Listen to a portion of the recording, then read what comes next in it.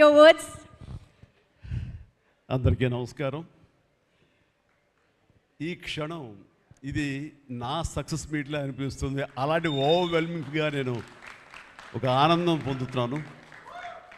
ఎందుకో తెలీదు, ఇక్కడ కావలసిన ఉన్న వాళ్ళందరూ కూడా నాకు ఎంతో కొంత ఎప్పటి నుంచో పరిచయం ఉన్నవాళ్ళు, ఎంతో ఆప్యాయత పంచుకున్నవాళ్ళు.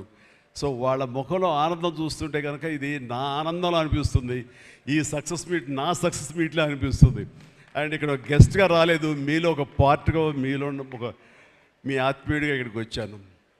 అండ్ ఈ సినిమాకి ముందు నేను నాకు కలిసినప్పుడు ఎట్లా ఉంది, ఏంటి సినిమా మీది రాబోతుంది కదా అంటాను. డిఫరెంట్ క్యారెక్టర్ నేను అటెంప్ట్ చేశాను. And Dhanush is a lead character. అంటే అదే నాకు ఎట్లాగా ఒప్పుకున్నామంటే తెలియదండి. రెగ్యులర్గా ఈ హీరో క్యారెక్టర్స్ ఇలాంటివన్నీ చేస్తూ నాకు ఎక్కడో కొంచెం డిఫరెంట్గా చేయాలి, కొత్త హొరైజన్ గేట్లు ఓపెన్ చేయాలనిపిస్తుంది. ఈ సినిమా నాకు అలా ఉపయోగపడుతుందని అనిపిస్తుంది. అంటే దాని వాళ్ళ సినిమా చూశాను, అది 100% కరెక్ట్. తను కూడా అదే ఎక్నాలెడ్జ్ చేశాడు. ఈ సినిమా తర్వాత ఒక 40 ఏళ్ళు ఉంటాను, ఇందాక తను అన్నమాట వాస్తవం. నటుడుగా ఎంత ఎక్కువ కాలం మనం జీవిస్తాం అనేది తప్ప ఒక హీరోగానే పట్టుకొని ఇలాగే ఉండాలి అనుకోవడం అనేది కరెక్ట్ కాదు. అండ్ ఇలాంటి క్యారెక్టర్ ఎంత బాగా చేశాడంటే నేను తర్వాత చెప్తాను. సో ఫస్ట్ ఆఫ్ ఆల్ ఇలాంటి సినిమా శేఖర్ కమ్ముల ఏ ధైర్యంతో నాగుని అడిగాడు, నాకు ఏమి ఊహించుకుని ఫ్యూచర్లో ఈ క్యారెక్టర్ చేస్తాను ఒప్పుకున్నారు. ఇదే ఫస్ట్ సక్సెస్ అని నేను భావిస్తున్నాను ఈ సినిమాకి. ఆ తర్వాత ఇంకా ఈ క్యారెక్టర్ ధనుష్ తప్ప ఇంకెవరిని ఊహించుకోలేము. ధనుష్ ఒక్కడే దీన్ని న్యాయం చేయగలడు. తన పెర్ఫార్మెన్స్ అనిపించింది క్యారెక్టర్ చూసిన తర్వాత. నిజంగానే తిరుపతిలో సినిమా చూస్తుంటే తిరుపతిలో ఓపెన్ చేసినప్పుడు కింద ఒక యాక్సిడెంట్ అయ్యే ముందు బెగ్గర్స్లో కూర్చున్నప్పుడు ధనుష్ అని గుర్తించాలి. నాకు ఆ పరిగెత్తేంతో నాకు గుర్తించలేకపోయాను. అంతగా క్యారెక్టర్లో యూ ఇన్వాల్వ్ సో మచ్. నీ గెటప్ కానీ అన్నీ కానీ సో అంటే అక్కడ తెలిసిపోతుంది తన డెడికేషన్ ఏమిటో ఆర్టిస్ట్ గారు అది. అండ్ ఈ సినిమా ఇది నేను ఒక ఎక్స్పీరియన్స్ తప్ప నాకు ఒక సినిమాగా నేను చూడలేదు, ఒక వాస్తవంగా జరుగుతున్నదిగా అనిపించింది నాకు. అండ్ శేఖర్ కమ్ముల డీటెయిల్డ్గా నేను మిగతా అందరి నుంచి మాట్లాడే ముందు అసలు నువ్వేమిటి, నీ ఆలోచన విధానం ఏమిటి అనేది ఇట్స్ ఎంటైర్లీ డిఫరెంట్. 25 సంవత్సరాల పాటు నువ్వు అనుకున్న విధంగా, నువ్వు అనుకున్న క్యారెక్టర్స్ తోటి, నువ్వు అనుకున్న కంటెంట్ తోటి 10 సినిమాల కంటే ఎక్కువ చేయకపోయినా సరే ఒక్కొక్కటి ఒక ఆణిముత్యంలాగా చేసుకుంటూ ప్రజల గుండెలో, ప్రేక్షకుల గుండెలో ఒక సుస్థిరమైన స్థానం ఏర్పరచుకున్నావు.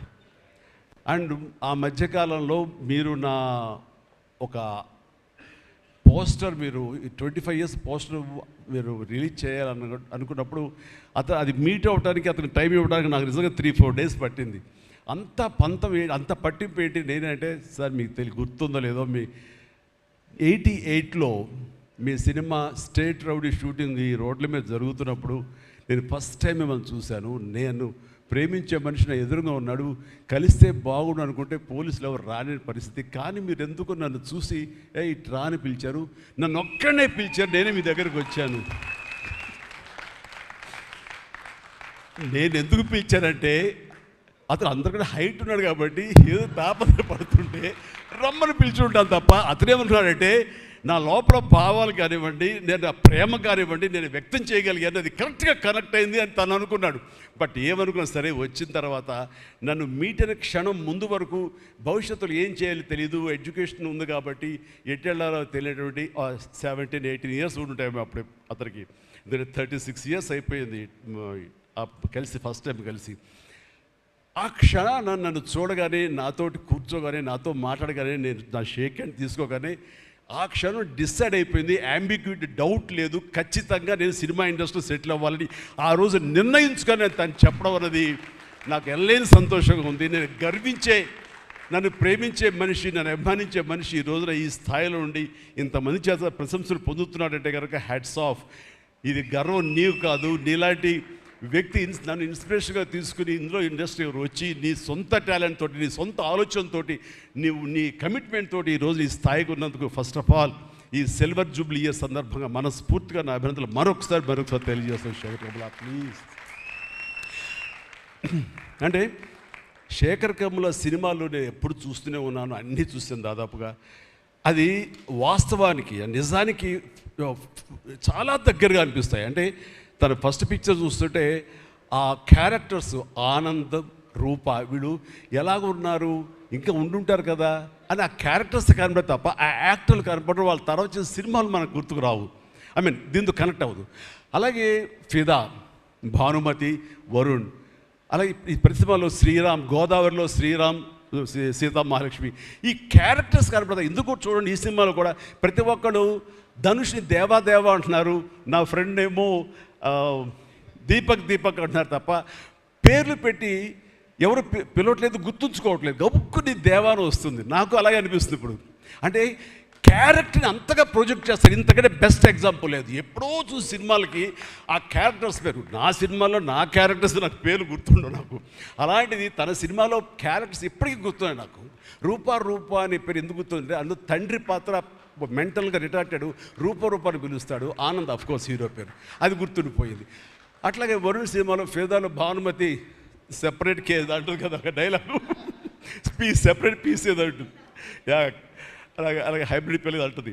అలాగా తన క్యారెక్టర్స్ గుర్తుండిపోతాయి. అది తన గొప్పతనం. అవి వాస్తవికంగా ఎక్కడో ఇంకా ఉండుంటాయి, వాళ్ళు ఎక్కడో జీవించుంటారు అన్న ఫీలింగ్ ఇస్తుంది. అలాంటి రియల్గా అతని కాన్సెప్ట్ కానీ అది చెప్పాలంటే అదొక పిచ్చి.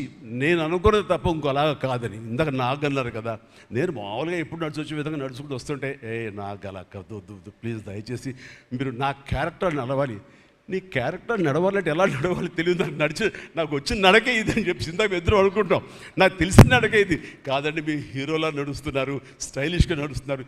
నేను స్టైలా, నేను హీరోలాగనా అని అంటే కాదు అంటూ ఆ క్యారెక్టర్ చూస్తుంటే నాకు మీరు చాలా డిఫరెంట్గా కనపడ్డారు. నాకు రెగ్యులర్గా కనపడలేదు. మీకుండే ఆ కింగ్ నాగ్ అని కానీ ఆ గ్లామర్ మన్మధుడు ఈ యొక్క స్టైల్ ఒక చామ్ ఉంటుంది కదా, ఈ సినిమాలో అది కనపడకుండా జీవితంలో నలిగిపోయినటువంటి, మానసికంగా ఫిజికల్గా నలిగిపోయినటువంటి ఒక మనిషి కనపడుతున్నారు. అది మీ క్యారెక్టర్. ఏంటి ఇలాగుంది నలిగిపోయినట్లుగా, బహుశా జైలు నుంచి బయటికి మళ్ళీ ఎప్పుడు వచ్చినప్పుడు మళ్ళీ ఫుల్ గ్లామర్లో కనపడతాడేమో లేదు సూటు గిట్టు వేసుకుని. అంటే అప్పుడు కూడా భారంతోటో మానసికంగా ఆ ఒక దీనితోటో ఆ సంఘర్షణతోటో ముఖంలో ఆ హెవీనెస్ తోటో జీవితంలో ఏదో పోగొట్టుకుని ఏదో సాధించాలని ఏదో అనుకోవాలని ఏదో రకంగా అయిపోయినట్లా ఈ పరిస్థితుల్లో అన్న మీమాంసలో నలిగిపోతాం. ఆ నలిగిపోవడం అనేది ఫిజికల్గా and appearance wise performance wise చూపించగలిగాడంటే అది హెడ్స్ ఆఫ్ నాగ్. మీరు అన్నట్లుగా ఇది మీకు డిఫరెంట్, ఇంకో కోణం నుంచి మీకు హొరైజన్ మీకు ఓపెన్ అయ్యింది, ఇంకొక డోర్ ఓపెన్ అయ్యింది. తద్వారా బోల్డ్ అని ఫెంటాస్టిక్ క్యారెక్టర్స్ వస్తాయి. అండ్ మీరు అనుకున్నది ఉంటుంది, మీ లాంజివిటీ ఇంకా పెరుగుతుందని అనుకుంటున్నాను. మీ దోవలో నేను కూడా మీకు సమంగా నేను వచ్చేస్తాను నేను అనుకుంటున్నాను. అంటే ప్రతిసారి నాకు అన్ని విషయాల్లో కూడా నాకు సోర్స్ ఆఫ్ ఇన్స్పిరేషన్ అనిపిస్తుంది. అది హెల్త్ కానివ్వండి, కంపోజ్డ్ బిహేవియర్ కానివ్వండి, ఒక ట్రాంక్విల్ ఆలోచనలు కానివ్వండి, స్థితప్రజ్ఞత కానివ్వండి, ఏం జరిగినా సరే అంటే నవ్వుకుంటూ సరదాగా ఉంటాం. ఇవన్నీ చూస్తుంటే నాకు ఎంత ప్రశాంతంగా ఉంటాడు, ఎంత మానసికంగా ఉంటుందని. సో అలాగా ఈ ప్రొఫెషనల్గా కూడా ఈ సినిమాతోటి తను వెళ్ళే దారిలో వై నాట్ నేను కూడా రేపు పొద్దున ఏదైనా అవసరం వచ్చి ఓటీటీలో ఏదైనా సినిమాలు చేయాల్సి వస్తే కనుక ఏం ప్లాన్ నార్సింగ్ నువ్వే గబుని అన్నా కదా గబుకొని రెడీ అయ్యి వచ్చే రేపు పొద్దున ఇంటికి. సో ఓటీటీలో ఏదో సినిమాలు చేయాల్సి వచ్చినా సరే, వెబ్ ఫిల్మ్ చేయాల్సి వచ్చినా సరే దానికి కూడా మనం సమాయత్తం అవ్వాలి. దానికి నాకు ఈ రోజున నాకు తీసుకున్న నిర్ణయం నాకు కూడా ఒక ఇన్స్పిరేషన్గా అనిపిస్తుంది. Sir well done. ఈ సినిమా ప్రతి ఒక్కరికి న్యాయం జరిగింది ఈ సినిమాలో. అండ్ నా డైలాగ్ నువ్వు అనిస్తావు నాకు ఇందాక నేషనల్ క్రష్, నా క్రష్ కూడా అందుకని నేను ఆ మాట నేను అనను, కానీ అనుకుంటాను అంతే, పైకి మాత్రం నేను అనను. సరే అమ్మా, ఫెంటాస్టిక్ అమ్మా నువ్వు. అండ్ ఇప్పుడు కదా తన ఫస్ట్ సినిమా హీరోయిన్గా వచ్చినప్పుడు ఆ సినిమాకి ఇలాగే నేను గెస్ట్గా వచ్చాను. ఆ రోజు నుంచి తనని అబ్జర్వ్ చేస్తుంటే నటనా పరంగా కానివ్వండి, తన ఇమేజ్ పరంగా కానివ్వండి, day by day, film after film ఎక్కడికో వెళ్ళిపోయింది. ఇది నేషనల్ క్రష్ కాదు, ఇంటర్నేషనల్ క్రష్ అయిపోయింది అమ్మాయి. అండ్ గాడ్ బ్లెస్ యూ అమ్మా, నువ్వు ఎంత బాగా పెర్ఫామ్ చేస్తావంటే నేను చూస్తుంటే నీ కళ్ళు తప్ప ఇంకేమైనా అట్రాక్ట్ చేసుకోవు, కళ్ళు ఒకలా చూస్తుంటావు నేను. అండ్ ఆ కళ్ళతో ఏమి పలికిస్తుంది ఎక్స్ప్రెషన్ అంటే ఇంకా అంత ఇంత కాదు. అండ్ ఈ సినిమాలో ఎంత నిడివి ఉంది, ఎంత లెంగ్త్ ఉంది క్యారెక్టర్ అనే దానికంటే ఎంత ఇంటెన్సిటీ ఉంది అంటే అందులో మాత్రం చూపించగలిగింది ప్రతిదీ. ముఖ్యంగా బిడ్డను హోల్డ్ చేసినప్పుడు ఆవిడ ఒక కన్నతల్లిలాగా, ఒక అమాయకంగా ఒక ప్రియుడిని మోసపోయినప్పుడు వాడి వల్ల ఎక్కేసినప్పుడు నాకు చూడాలని అందులో సౌందర్య వచ్చేసి అప్పారావు వస్తాడు ఇంకా కోసం వెయిట్ చేస్తానంటే పిచ్చమోహం అన్నట్టు ఫీలింగ్ వచ్చింది. అంత అమాయకురాలాగా ఉంది. అది మళ్ళీ ఇందులో కనిపించింది నాకు, ఆ సౌందర్య కనిపించింది ఆ క్యారెక్టర్ చేయటంలో. You done fantastic job. ఆ తర్వాత సీరియస్నెస్గా పెంచుకుంటూ, ఆ తర్వాత దేవాకి సపోర్ట్గా ఉంటూ అండ్ దేవాన్ని ఓన్ చేసుకునే విధంలో మాత్రం నీ ట్రాన్స్ఫర్మేషన్ కానీ నీ characterization well design and well performed. Fantastic అమ్మా, ఫెంటాస్టిక్. అండ్ ఇంకా మిగతా క్యారెక్టర్స్ అందరూ అన్ని రకాలుగా అన్నీ బాగా చేసినా సరే నిజంగా చెప్తాను, హృదయానికి హత్తుకుపోయిన క్యారెక్టర్ ధనుష్. అంటే ఈ క్యారెక్టర్కి ధనుష్ తప్ప ఇంకెవరు లేరని, ఇంకెవరు చెయ్యలేరు. ష్యూర్ ఇంకొక హీరో లేడు. అంత పెర్ఫార్మ్ ఇచ్చి హీరో ఇమేజ్ ఉండి, స్టార్ ఇమేజ్ ఉండి, అన్ని రకాల కాంబినేషన్లో ఉండి చేసే మనిషి అంటే the one and only star in India is Dhanush. ధనుష్ని మైండ్లో పెట్టుకుని ఈ క్యారెక్టర్ డిజైన్ చేసావా శేఖర్? లేదు, నీ క్యారెక్టర్కి అతను అనుకోకుండా సరిపోయాడా అని అంటే నాకు లేదు. నువ్వు ధనుష్ని దృష్టిలో పెట్టుకుని ఈ క్యారెక్టర్ డిజైన్ చేసేవేమో అనుకో అనిపిస్తుంది నాకు. ఎందుకంటే ఈయన సపోజ్ నేను చేయలేని శేఖర్, ఐ వెరీ సారీ, నా ரொம்ப బిజీயாக இருக்கேன், நான் பண்ண முடியாது అని சொன்னா என்ன பண்ணுவேని? ఎవరున్నారు చేయడానికి? నన్ను అడిగితే నా వల్ల కాదు, నాకు వద్దని బాబు ఈ కష్టాలు ఇవి నాకు ఇలా ఎవరు లేరు. అంత న్యాచురల్గా ఆ క్యారెక్టర్లో ఇమిడిపోయి ఆ క్యారెక్టర్ని అంత బాగా చూపించడం అనేది ధనుష్ తప్ప ఇంకెవరు లేరు. ధనుష్ నీకు బెస్ట్ యాక్టర్ అని చాలా మామూలు అయిపోయింది. మాకు ఎప్పుడైనా వస్తే వావ్ నాకు వచ్చిందో నేషనల్ బెస్ట్ యాక్టర్ అనుకోవాలి తప్ప నేను. బట్ నీకు ఇది మామూలు అయిపోయింది. మళ్ళీ ముందస్తుగా నీకు అడ్వాన్స్గా చెప్పేస్తున్నాను, నీకు కంగ్రాట్స్. నీకు బెస్ట్ యాక్టర్ అనేది ఖచ్చితంగా రావాలి. లేకపోతే నీకు నేషనల్ అవార్డ్స్ అనేదానికి మళ్ళీ అర్థం లేదు. బట్ అది నీకు ఇది మామూలే, కానీ నీకు ఈ సినిమాకి వస్తే కనుక ఇందులో ప్రతి ఒక్కరికి అది గర్వకారణం. అది definite you will win. Fantastic. ఇక ప్రొడ్యూసర్స్గా మన సునీల్ ఉన్నాడు.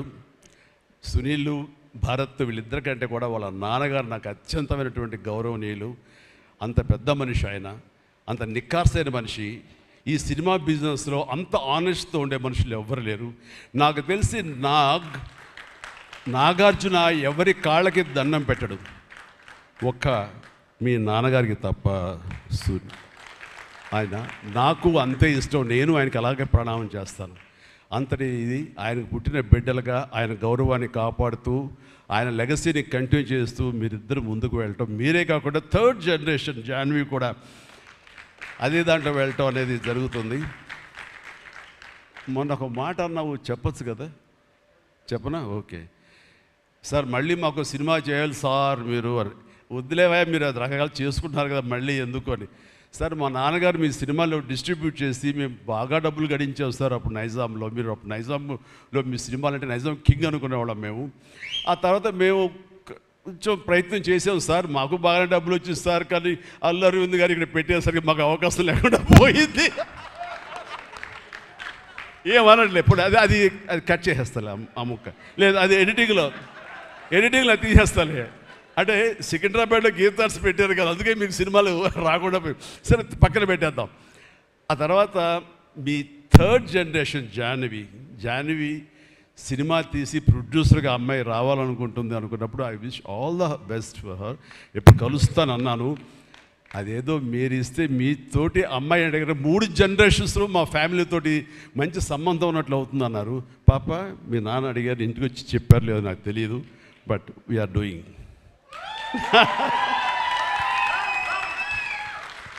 ధనుష్ చేసిన ఛాలెంజింగ్ లాంటి క్యారెక్టర్స్ వద్దమ్మా. ఫన్ ఓరియంటెడ్, మాస్ ఓరియంటెడ్, మనది సరదాగా గ్లామర్ ఇంతే. Okay, right. సో ఈ రకంగా 3వ జనరేషన్కి కూడా ఎస్ ప్లీజ్ ఈ లెగసీ ఇలాగే కంటిన్యూ అవుతుండాలి, మీ ఫ్యామిలీ బాగుండాలి నాన్నగారు ఆశీస్సులతోటి.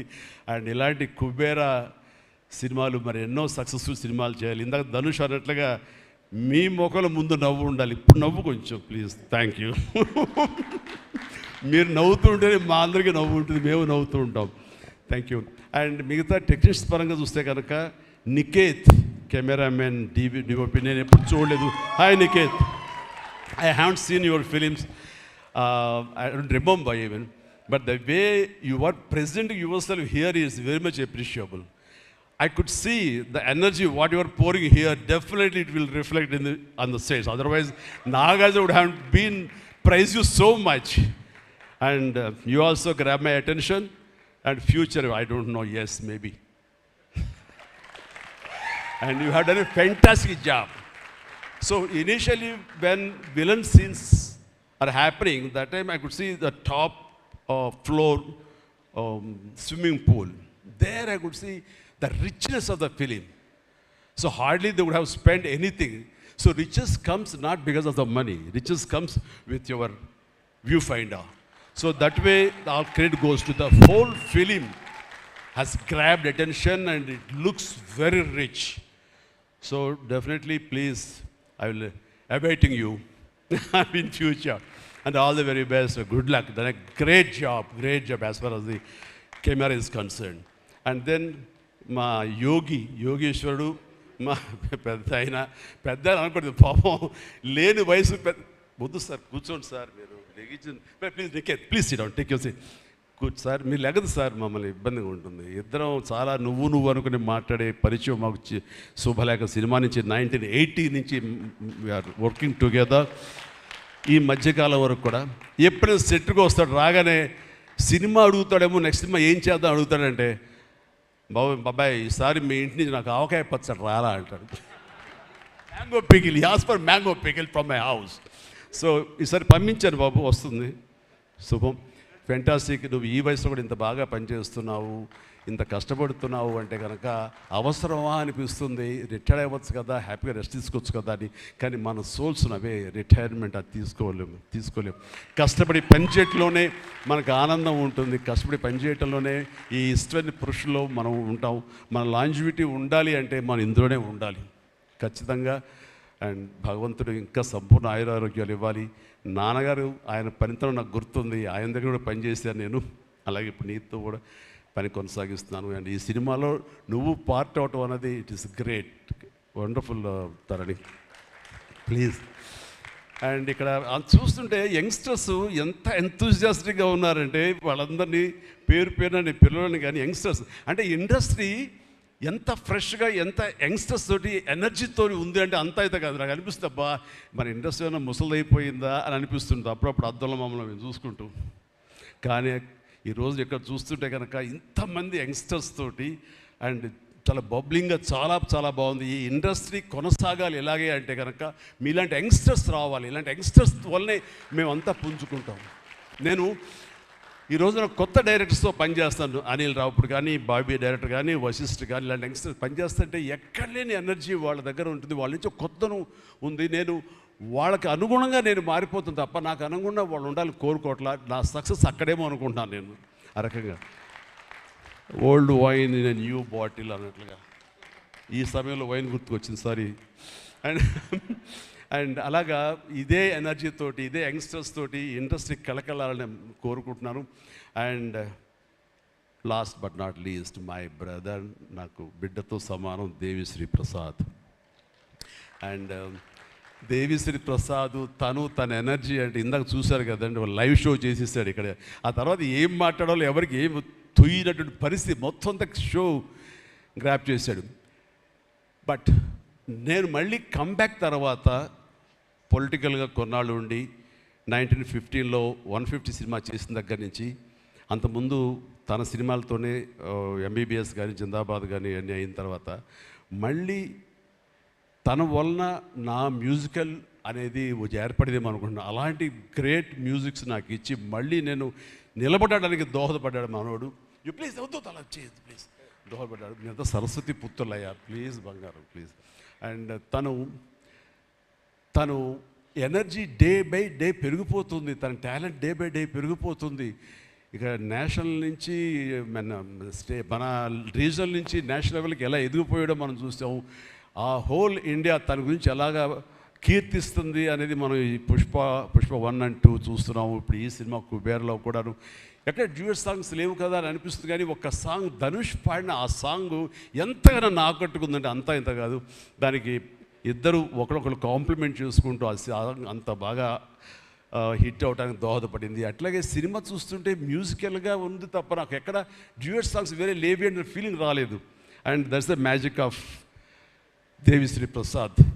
రికార్డింగ్లో కూడా చాలా హృదయంగా మదర్ తోటి పాడిన పాట రోడ్డు మీద యాక్సిడెంట్ అయిన తర్వాత అబ్బా కన్నింటి నీళ్ళు వచ్చేస్తుంది నాకు. మన రైతుల మీద పాడే గుర్తుందా మన 150 సినిమాలో నీరు నీరు నీరు అంటూ దాన్ని మరిపించిన సాంగ్లో అనిపించింది. అండ్ అది వెరీ మచ్ రిలవెంట్ సాంగ్. అట్లాగా తన ఆర్ఆర్ బ్యాక్గ్రౌండ్ కూడా తన సాంగ్స్ ద్వారా అవన్నీ కూడా అత్యద్భుతంగా కనిపించేలాగా వినిపించేలాగా చేశారు. దానికి దోహదపడినటువంటి లిరిసిస్టులు ఇక్కడే ఉన్నారు. భాస్కర్ భట్లాను, ఇందాక ఇంకో ఆయన పేరు చెప్పారు నందకిషోర్ గారు, అలాగే మన చంద్రబోస్ గారు. అండ్ వీళ్ళందరూ కూడా నేను హృదయపూర్వక అభినందనలు తెలియజేస్తాను. అండ్ ఈ రోజున ఇక్కడ రావటం అన్నది నేను చాలా ఆనందం అనుభవిస్తాను ఇక్కడ మీ అందరితో పాటు. అండ్ ఇలాంటి సినిమాలు రావాలి, ఎందుకంటే సినిమా సక్సెస్ అనేది గగనమైపోతున్న రోజులు ఇవి. థియేటర్స్కి ఆడియన్స్ రప్పించడం అనేది మహా గగనమైపోతున్న రోజులు ఇవి. రావటం కష్టంగా ఉంది.